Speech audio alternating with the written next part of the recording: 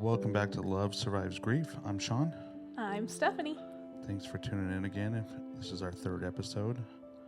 Today we are going to be talking about the days, the weeks, the months after we lost our son Cash. Yeah, last time was very emotional, very hard. Not that we don't ever replay that day. I mean, I don't know for you, but it frequently replays in my mind, but then you don't typically talk about it after the first little bit. It replays in your mind, but you don't really vocalize it. So going back and vocalizing all of that. And I had said afterwards, I don't know that you and I have ever talked minute by minute about that day to each other. No, just certain aspects of it, Yeah. not the entire day, Right. from start to finish. And that was heavy. Yeah, and I don't know that we ever have. And I think a lot of that was me protecting you because I knew how hard it was on you because you were the one that found Cash, that grabbed him from his bed. So I knew how hard that was. And I also didn't need those details, I guess. I didn't need to know what it was like, what he looked, I didn't need all of that because it wasn't going to change the outcome. Correct. So. Yeah, we lived it once. We didn't need to relive it. Even though we do relive it every single day. In our minds, yeah. And I think, too, other people are so uncomfortable with it, which is a huge part of this, right? Correct. Yeah, I've had people at work that have brought it up and they won't even acknowledge it. They'll just completely shut down and change the subject. Yeah.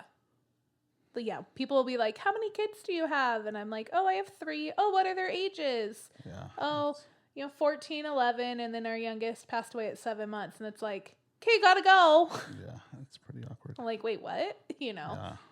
So, but anyways, that's a whole nother topic. But we can go back to, I guess, now that next morning. So November 17th, our son passed away at 7 months. It was one of the hardest things I've ever gone through. Still is one of the hardest things that I'm constantly going through. And not just me, but our family, obviously. It altered everything. And now all of a sudden it's November 18th, 2019. And I just remember waking up, but not really ever sleeping, but waking up, moving now, right? I'm up off the couch. I had mentioned last time, I stayed on the couch with my sister. I never went back into our bedroom. I couldn't do it. You had slept upstairs with the kids. And now it was that next morning. And it was almost that, holy crap, that was real. Yeah, shock. But also just survival mode. And then just a bunch of lists of what you I was going to say the flood of everything now that had to get done. Everything. From excusing our oldest from school, because it was obviously he's not going to school, you know. Which that phone call was one of the first times other than my family that I had said it out loud. My son just passed away. And, I work at the school now that he did go to, and I work with the secretary who answered the phone call when I had to make that. And that was so hard to have to spit those words out again that morning. And for me, it was oh my gosh, this is real. This is my reality. This is how I have to start these phone calls now, explaining why things are going to look different, But, and then it was just list after list, decision after decision. It was a lot. It was overwhelming. Yeah. And you didn't want it to be real. Mm-hmm. You felt like you were in a dream state, even though it was real, but you didn't want to believe that it was real. Yeah. And I think this is a huge society problem. We don't allow the proper time to mourn and to accept it. I mean, it wasn't even 24 hours later, and we had people calling my phone constantly. And by people, I mean these good-natured. I mean, I don't really know, looking back, how they got our information. I guess, the morgues all want your business. How morbid is that? Yeah, they might be listening to 911 calls or something. I don't know. Yeah, and they just constantly were calling, and it was like, okay, my baby passed away not even 24 hours ago. Like, leave me alone. And I finally, I don't know if you remember I don't think it was the medical examiner's office. Maybe it was, but they kept calling because they wanted to know if we would donate any of his organs. And, I do have to say, those families that are able to make that decision to do it, they, for me, are held to such a high standard and high up on a pedestal. Oh, yeah. Because when they called and asked, and they left voicemail after voicemail, because it got to the point where we weren't answering our phone anymore. Yeah, correct. We were being bombarded, which is just such an issue. We have got to figure out a way to let families be, and let them take things. And keep in mind, we had my sister and your parents fielding calls already. They were, I'm talking about the calls that got through them that were still coming to our phones, that were still being bombarded. Then people were coming to our door, and I was like, oh my gosh, leave us alone. But when they were calling and asking, and I'll never forget them asking if we had considered donating his eyes. And that was so hard for me, because one of the things that stands out the most when I look back at Cash's pictures are his eyes. And he had this, one of my old coworkers said it perfectly. He had flirty eyes from a young age. He just had that twinkle in his eye. They always glistened. He just had smiley eyes. And when they were asking that, I was so irritated, and I lost it on that poor person who, it's their job. They don't want to make that phone call either. You do, looking back, removed from that overall emotion, you feel terrible for the person that has to make that call. That's the last thing they want to be doing. And then there's this pivotal window of time that they can harvest things, or, certain things that they can use. And I was just like, no, if it wasn't, and I said this to the person on the phone, if it wasn't good enough for him to have on earth, it's not good enough for somebody else. And I know that's selfish. And I look at the families who can donate organs and who see the other side of it in their darkest time, and they think, how can they better it? And that's why I say, I respect them so much, because I was not there mentally. And I think it's okay not to be. I think it's okay that I wanted my baby to be buried with all of his things. Yeah. I think it's okay that families donate I think both of those are okay. And I don't like the stigma that is around it for either of them. I did feel very judged by not giving of different things that they were asking for, but it was my worst moments. How am I supposed to make a decision? It was. They wanted it so fast. It happened so fast. Everything, the decisions, the just moving forward. Mm-hmm. I remember you and Beth, your sister, primarily being the ones that made the decisions, and I was just helping distract Lincoln and Brindley. Yeah. Just kind of being there for them and just try to be a distraction. Which and your parents were huge in, your dad was really great at getting the kids out and doing things. Yeah. Your dad and you are very similar to where you can't sit exactly. and be still anyways. And, because your parents got there the next morning. They drove from California. They got there the next morning. They were there. And your sister was with them. And they kind of went straight into that, okay, our job is to keep the kids busy. It's to keep Lincoln and Brindley busy. To be grandparents. Yeah, for sure. And, my sister and my brother-in-law, they knew in those moments their job was to be my stand-in mom, my stand-in parent, and they were, oh my goodness, they had to make all of those hard decisions with us, They were with us for all of it. And I think my brother-in-law actually ended up having to leave early, and I think just being thrown into all of that was just too much for him because they still had their 3 boys at home. And how do you parent them while, you're dealing with your little sister? Because I've known him since I was, 11, 12 years old. You're trying to do both things, and it just became too much for him. So he ended up leaving early, and my sister stayed out and everything. He didn't leave until everything was like set. But, let's talk about those decisions that you're just faced with making when we walk into that mortuary. Yeah. Which was not the next day. No, probably was what? I will say family allowed us to just be that day. Yeah.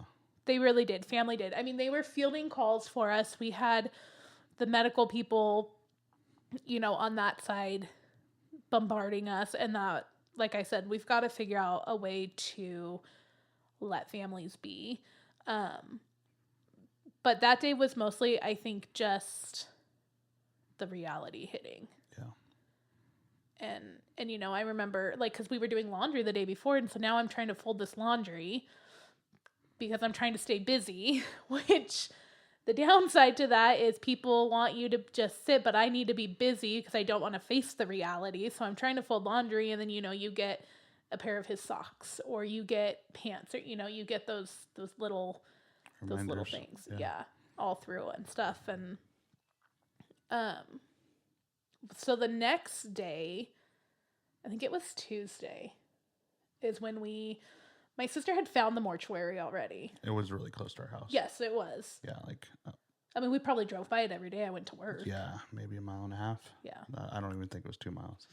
I mean, I never paid attention to it, although I drove by it all the time. I never really paid attention other than it's a really pretty building, very spacious, green grass, it was a beautiful building. But she had gone in and checked it out already. And we now had to go as mom and dad. Yeah. And, you walk in and they're in this room. First of all, the guy that we were with, which to those people, again, saints. That's a hard job. That's a very hard job, especially when young parents come in. Yeah, and it's a baby. Yeah, very hard job. Yeah. And you could tell they didn't know how to act around us. They felt uncomfortable as well. Yeah. And the one guy we had was terrible. Yeah. He was so stoned. I mean, I remember him talking about when we were deciding, well, we had decided, I guess, right before that we were going to bury Cash in California with my dad. That was home. California was always home. Absolutely. So it was never really up for debate, I guess. I wanted him by my dad. If he couldn't be with me, the next best thing was to be by my dad. That's kind of how I, compartmentalized that, I guess. But that worker guy, I can't even remember his name because I don't either. He was so terrible, though. He was so cold. He took it. He couldn't have any empathy for us. I feel like he wasn't able to put himself in our shoes and try to understand what we're going through. And the approach he took was just like a salesperson. Yeah. It was here's my job, make this decision, XYZ. And it just bombarded. Where's your card? Bombarded with paperwork. Yeah. That's all. I just remember being in that little room. The office, yeah. Mm-hmm. And he's sitting behind the desk, and me, you, and your sister are sitting on the other side of the desk. Yeah, all 4 of us are there. Yeah. And it felt like we were buying a home or something, or buying a car. It really did. It was just paperwork after paperwork after paperwork. Well, and he was like... He was trying to upsell caskets. Yeah. And, but this one, and his tone was, you could tell when he would talk about a pricier one, hey, look at this one has this bells and whistles. And I'm sitting there and I'm like, I think I finally snapped at him. It might have been when he had left the room and I snapped at you 3, but I was like, he's got to stop. You're selling a parent their baby's casket. Yeah. There's no bells and whistles. There's nothing amazing about this right now. Very, very no casket should be that small. Or heaven forbid, smaller. No casket. And I remember him talking about do you want one that opens one hinge, like the whole thing would be open, or do you want the two, like the split? Do you want, and he's like, oh, I can show you different models. And I'm like, I don't need to see models of baby caskets. Like, I'm not here I don't even want to be here, period. And now you're like, we can look at this baby one and we can look at this baby. Like, it just was insane. And I'm like, maybe some people that is comforting for, and, I don't want to sound rude. Maybe that is comforting for them. But at the same time, can we not just have a package where it's like, I'm so sorry, this is your worst day of your life right now. We've already gotten all of this taken care of. Don't worry about anything. You don't have to sign your life away. You don't have to, we've got you. Like, why is that not a thing? Yeah, unreal. Because I can't tell you, I mean, he wanted all these decisions, and I can't tell you what we were saying. I'm like, I don't know. I don't even know how I put shoes on and got here. Yeah, it was all a blur for Thankfully, our family was there to drive us. Because I could not, it was down the road and around one corner from our house. Yeah, one stop sign, one stoplight. Yeah. I could not have gotten there. Yeah. And now you want me to decide what color liner and what kind of pillow I want him. Like, what? I want him on me. That's what I want. Yeah. Oh, that was so, so terrible. And then when he was talking about, because we had mentioned, we were in Utah when he passed away. We were burying him in California, so we had to get him to California. Flight, yeah. And I think this is where I snapped at him when he started talking about, well, he would just be in a box, and we would have him in the box. And I was like, it's not a box. Like, stop saying that. Yeah. And he was so shocked that we weren't okay with his terminology. And it was really bad. And I do feel like most of the people aren't like that.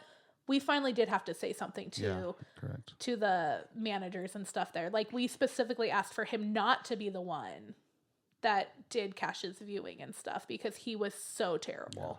Yeah. Like I said earlier, he just could not get himself to put himself in our shoes. Like, mentally, he couldn't go there. Which I'm like, then maybe that's not the line of work for you. Because I do think you have to be a very empathetic person to be there, I mean, yes, it is. I understand. It's still a business. I get that. They're making money off of somebody's worst day. Like, that's a crappy business model, period. But you still have to be human, and you have to be empathetic. And especially when somebody's coming in. We talk about the circle of life. I expect to bury my grandparents. I expect to bury my parents. You don't ever expect to bury your baby. So when somebody like that is coming through, when a situation like that is coming through, you've got to be human, and you've got to show some empathy. And he couldn't do it. But I think Jason was the phenomenal guy. Yeah, he was. He was phenomenal. And you could tell he was a dad. Yeah. And he acted, to me, I felt like he acted more like he treated us like family. Like he was my brother-in-law or an uncle or something. Mm-hmm. Like he took that approach. Yeah. He was very soft, gentle. Who was the original one that my sister had met with. Yeah. That she, was like, he's going to take great care and stuff. So then when we're sitting in the room with this other guy, like I said, I can't remember his name, super different. Wait a second, this is not at all the vibe we got.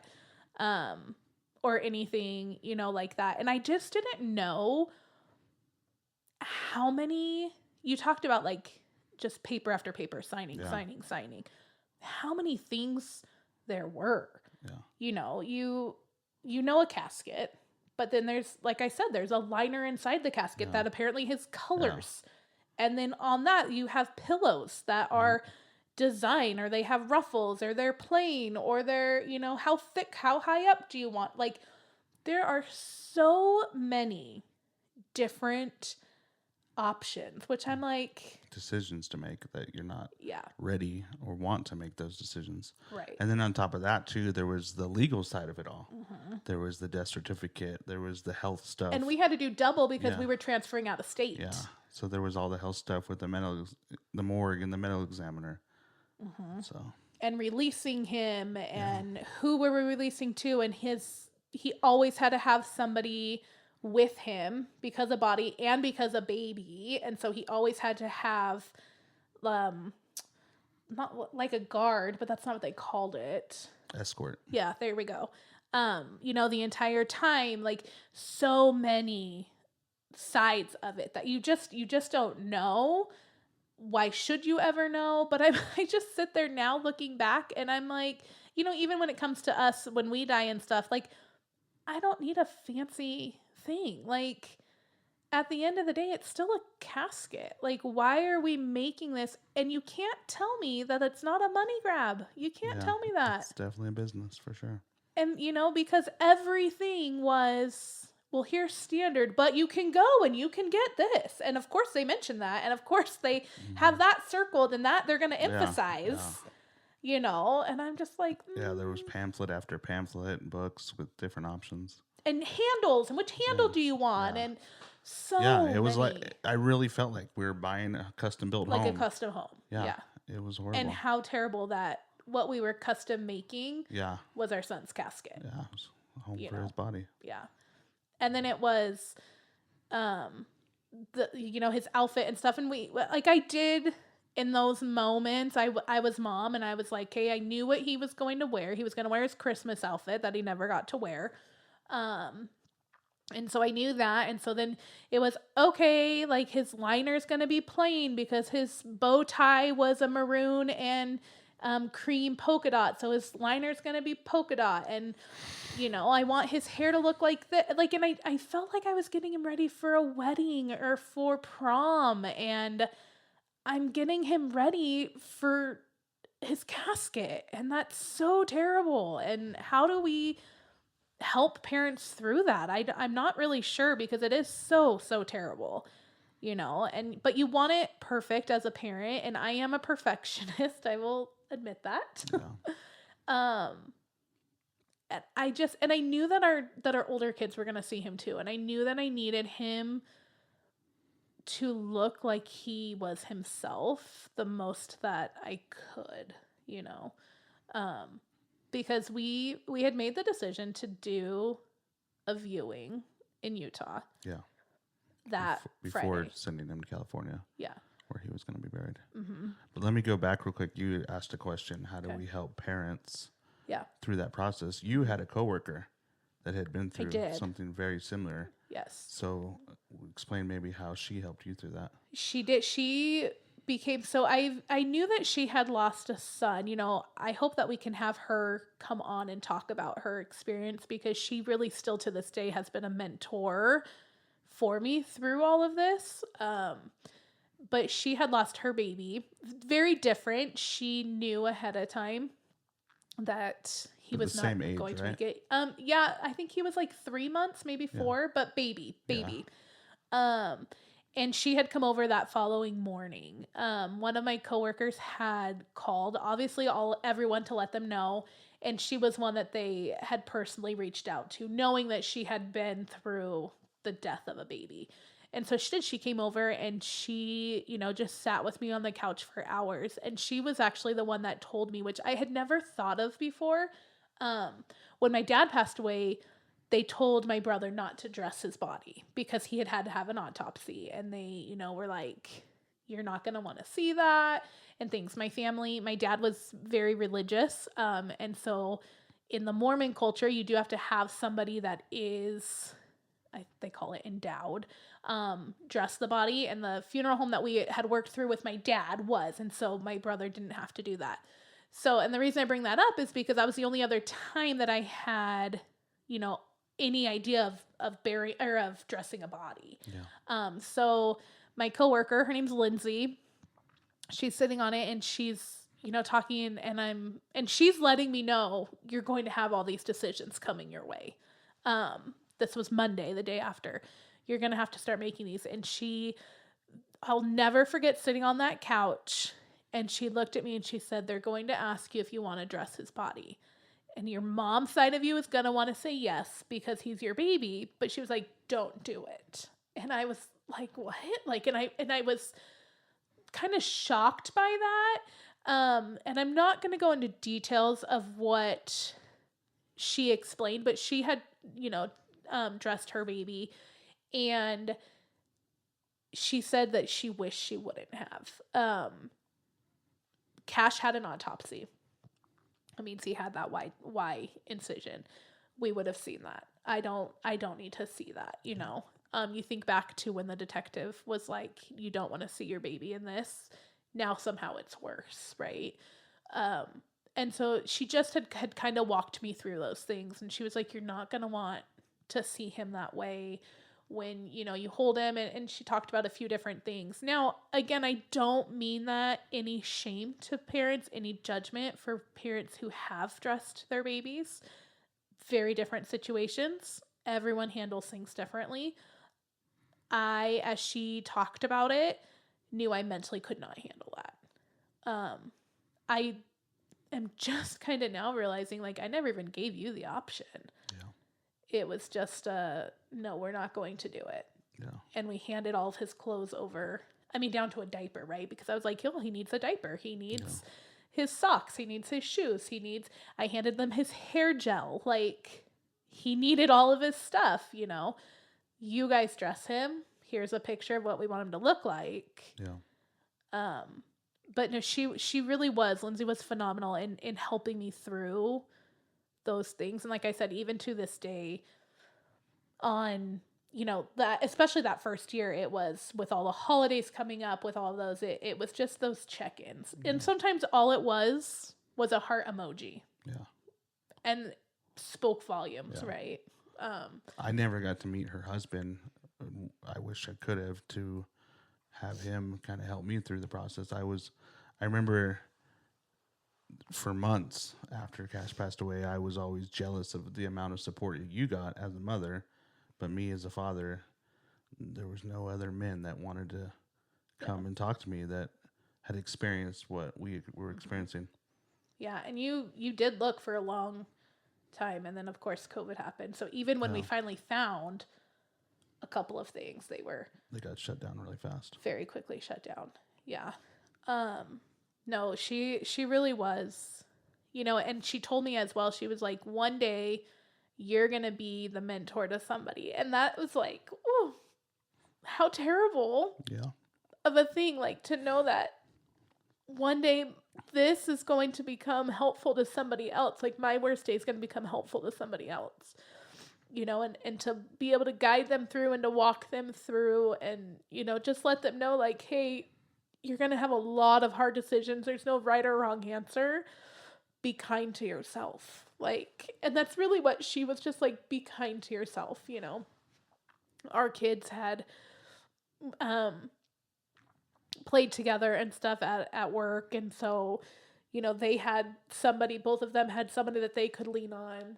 Yeah. Because they had lost, obviously, their baby brother. And, you know, it's one of those, like, silver linings of, like, okay, I'm so thankful I can lean on her, but, like, gosh dang it, why does this have to happen? Babies aren't supposed to do this, you know? And people would tell us that all the time. Babies aren't supposed to die. And I'm like, okay, but mine did, so now what? Yeah. Like, and how do you understand why it happened? Yeah. There's no understanding. Right. And that's something you have to become comfortable with. Yeah, comfortable with being uncomfortable, for sure. Yeah. I have a question for you. Like, we had made the decision to do the viewing. I honestly don't even really remember making the decision. It just kind of was. Looking back now, would you still do it? No, absolutely. I wouldn't either. Yeah. Yeah, there was without hesitation. There was no purpose for it. Yeah. It was terrible. Yeah, it was. It was terrible. But it was almost like when we were at the mortuary filling out all those paperworks, it was just a box that had to be checked. Mm-hmm. Like, they put it upon us like something we needed to do. Yeah, it was like, you'll have the building from this and this. Yeah. It almost wasn't even an option to not do it. That's why I don't remember saying, yeah, we will do this. Yeah. I distinctly remember saying in California, we will not do one. And we definitely did not have time to think about it. There was through that whole process, there was no time to think about our decisions. Which part of me wonders if that's part of their business model. It's possible. Which is kind of gross. Yeah. To think about, you know? Yeah. because you don't know. They're asking you all these different things, and you want the best of the best for your baby or your, spouse or your parent, like whoever it is that you're going through it. For us, it was our baby. So, okay, yeah, like he wouldn't tell me something I don't need. Like, of course, yes, of course I want that. Yes, of course. And you're not realizing anything. And then all of a sudden it's like, so is that going to be cash or card? And you're like, whoa, what? Like, it just is. It was such a rush process. Yeah. Yeah. I know without hesitation would say 0% when I do a viewing. Because we were there, 3, maybe 4 hours? I think the viewing was 3, but we were 4. They told us to go early. I was talking about the process of making the decisions. Oh my gosh. 2 to 3 maybe. I don't know. Yeah. A long time. Like you have that little small. We say it's a long time, but it's really not a long time, because it went by so fast. You don't have time to think about the decisions you're making. Right. No, it definitely felt like, this is a terrible metaphor. It felt like we were on a conveyor belt. Yeah. And it was, we have to hurry up because here's the end over here and they've got the next one loaded already. Yes. Correct. So like, like I said, terrible metaphor to like visualize that, but that's what it felt like. And it was like, yeah, you guys are running out of time. We've got our next one lined up. Yes. Yeah, there's people in the lobby waiting to come in. Yeah. And I mean, down to you think about the viewing, they had somebody next door at the same exact time. Yeah. And I'm like, you're telling me you couldn't have done this a little bit more private? Like, absolutely. And I felt terrible for that family because they had it was polar opposites. Theirs was a very old lady and they're next door to this baby. Yeah. And how, they're coming in sad as they should. They've lost their loved one and they're having to walk by our viewing room of seeing a baby because we had his picture up and things and we had a slideshow playing. I mean, it was beautiful in the most beautiful way you could do it, right? But you feel terrible for this family over here who's walking by and having to see this, and at the same time, I remember also being mad. They got a whole life with this person. I got 7 months with mine. How dare they come in sad? They got, however many 80 years. I don't know. I'm saying that, it was a very old prayer. Again, you could see the picture. They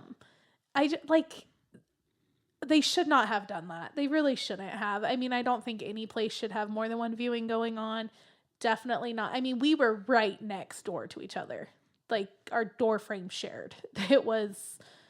And the times overlapped. I think ours was actually longer. I feel like we were the last ones to leave. I remember driving. A lot of lingering, people just lingering, waiting. We were almost felt like we were waiting for people to leave. Yeah. Well, and then you and I waited because we wanted to wait until the casket was closed, which is such a mind game and so terrible. Yeah. All of that. But yeah, you have all those. And then you had to go. And I ended up sending my sister and your mom to do the flowers because we were supposed to go right after that to the florist and pick out the flowers. And it was just so draining at the mortuary and so terrible. I was like, I can't make any more decisions. I can't be out around people. Like I can't. And they understood that, there was no pressure from our family at all. It was, this is what we're here for. And like my sister was there, the entire time with us. And so she knew the color scheme, if that's what we want to say. Like she knew we wanted the neutral colors, and then they just really leaned on the florist as well. And, explained the situation. And our local florist did a beautiful job, but oh man, just so many decisions. And then we have that viewing and they had us go in early, you and I. They did say that our kids could go early too, but we knew that we needed to go because we hadn't seen him. Yeah. And we were in the room before they even brought him in the casket, right? No. Oh. Okay. No, because I remember Jason saying, he held my hand and he said, "Get ready, Mom." And he said, when I open those doors, you're going to want to fall over. And boy, was he right. Yep. Because it was a double door. And he opened it and it felt like those cartoons when it's like trying to show you something, but it like, it, you know, like it like zooms out. And I wanted to go to him, but I couldn't move. I was frozen, and there was a coat rack on the left, and I just fell into that. And Jason was right there, and you know, I remember screaming. I remember you screaming, because now all of a sudden, because the last time I had seen him was doing CPR on him at home, and now all of a sudden my baby's in a casket, and I know what that means, right? Like, that's not good. That means the end. That, you know. And he was at the very end of it. And little by little, I mean, good thing we had that hour. I mean, honestly, our friends and family would have waited anyways. But little by little, step by step, you and I, and Jason walked with us like half of the way, and then he stopped, and you and I kept going, and we eventually made it up to the casket, and it was terrible. Yeah, I can't even describe what it felt like. It was miserable. Yeah. I mean, he was beautiful. He really, truly looked like he was napping.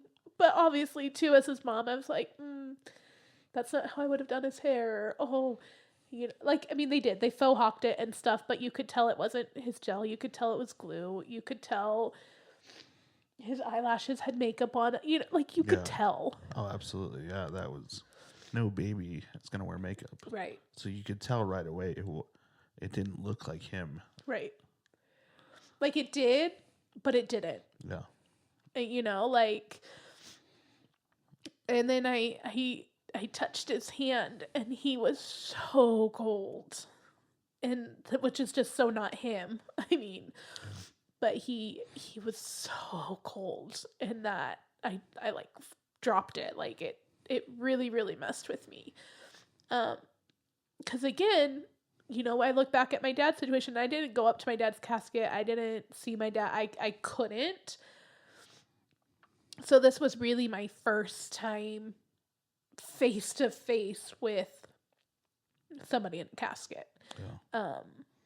And I had Jason open the entire thing. We had the I don't know what they call it, like the split casket. And I had him open the entire thing because I wanted to make sure he had his shoes on. Yeah. And his little Converse. And he did. And he looked beautiful. He looked like my baby, but he didn't look like my baby. He looked like he was sleeping, but I knew he wasn't. But I wanted to pick him up. I wanted to hold, and I wanted to run away. And I just wanted it to be over. And little did we know it was just starting, right? Like, it was so, so terrible. And then you have people coming in, and this is why I say I wouldn't do it. Again, like, my worst day is,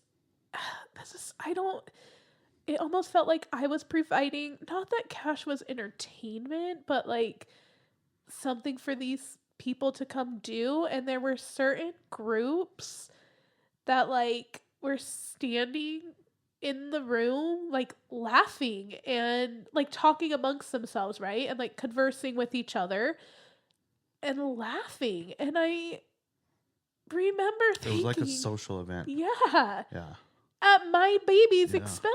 Yeah. Yeah, it was miserable. And I just remember thinking, like, this isn't funny. Like, what? Why are you here? Why are you laughing? Yeah. And, you know, I had run out at one time and ended up having to go throw up because it was just so much. Yeah. Like, it was like a social gathering. Yeah. And it was a pretty big room, and everyone just lined the walls. Like, there was nothing in the middle, no chairs or anything. Yeah. So it was a very uncomfortable time. Yeah. And then when we had a walk-in with Lincoln and Brinley, because we did not have them go early. Yeah.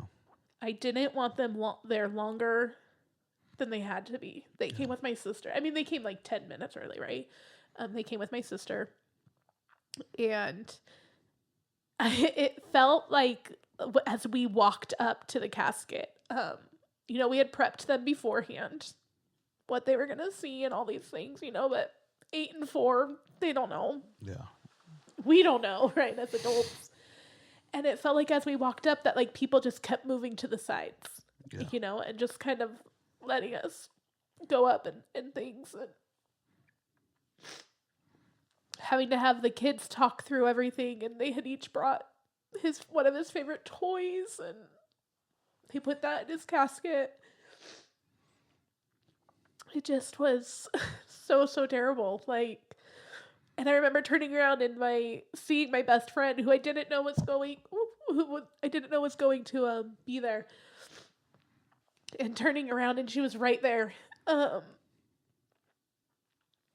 just like being able to like collapse in her arms as well, right? Like, oh man, my sister couldn't go through. She didn't walk up to him until near the end. She finally was able to walk up with me. And it just was... Yeah.